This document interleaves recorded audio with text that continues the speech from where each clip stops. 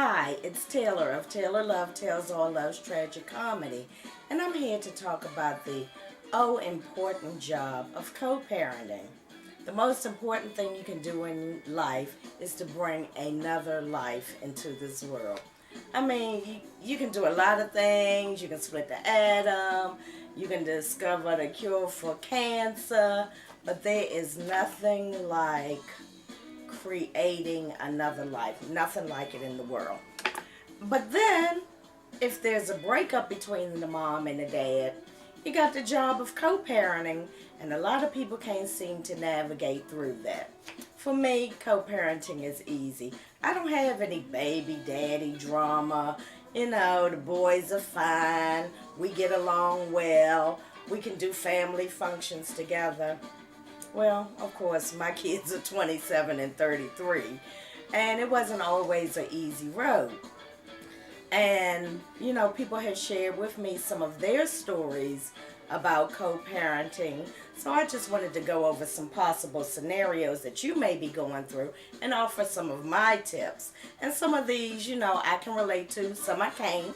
And the same with you. So take what you need and share the rest with someone else.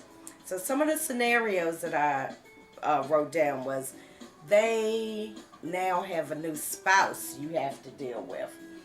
And so now, you know, you have to take little Johnny over and deal with the new wife. And if you're a man, you know, you have to deal with the new husband. And they may or may not like you. They may make your life difficult.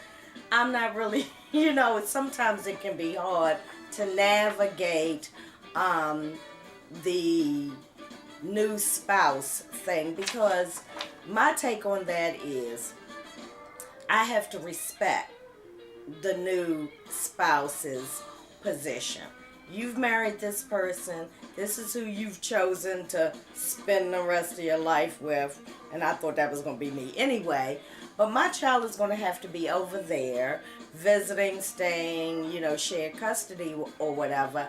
I don't want that spouse to have any animosity towards me and then take it out on my child. So when it comes to that, I try to be the bigger person, I guess. If they don't like me, okay, I understand that. They don't want me coming in their house, I understand that too. It may be stupid, it may be trivial, but if I have to respect their rules as long as they're not, you know, crazy cuckoo. And I know a lot of people say stuff about the new spouse disciplining their child. You know, I'm on the fence with that. What I do find is that if it's a stepdad in the picture and you have a son, sometimes you gotta let the man show the child, the boy, how to be a man. And I know you can say, well, he has a father, blah, blah, blah. But he can't come, you know, the child coming to your house and be the man of that house. So you kind of have to look at those things and weigh them and not always act on emotion, because you never know when the shoe may be on the other foot and somebody else's child is coming into your house with some new guy that you didn't marry or new woman that you didn't marry. So anyway, the next thing I wrote down was they're dating someone new.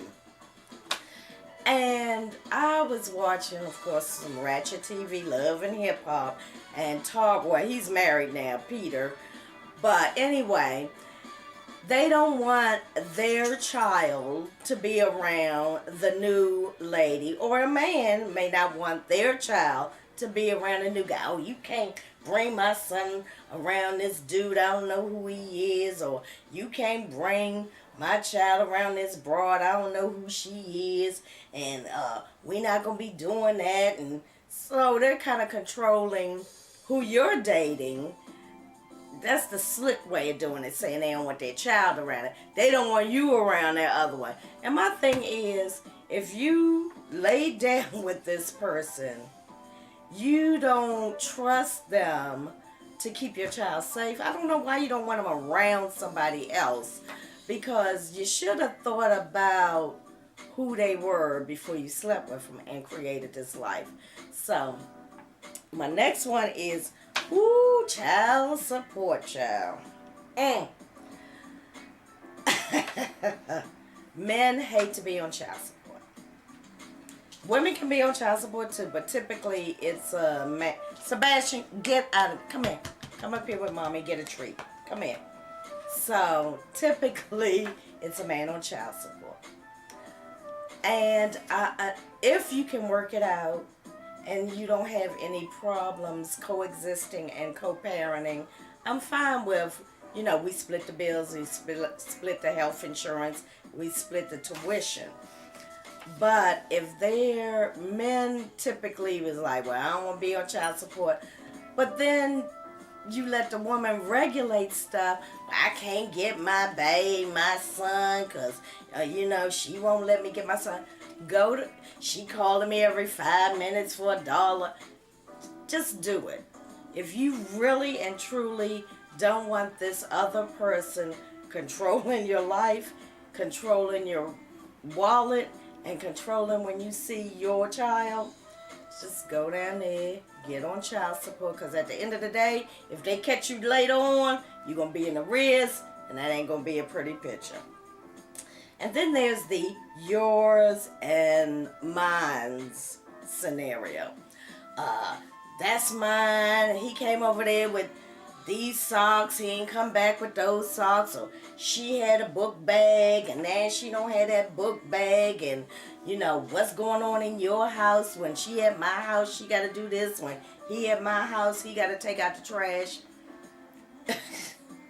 All I can say is, for me, I didn't do child support, and I didn't do the yours and mine thing. What we did, and like I said, it wasn't easy in the beginning, but what we did was, my children had their own things at my house. They didn't have to pack a bag to go to their dad's house, and they had their own things at their father's house.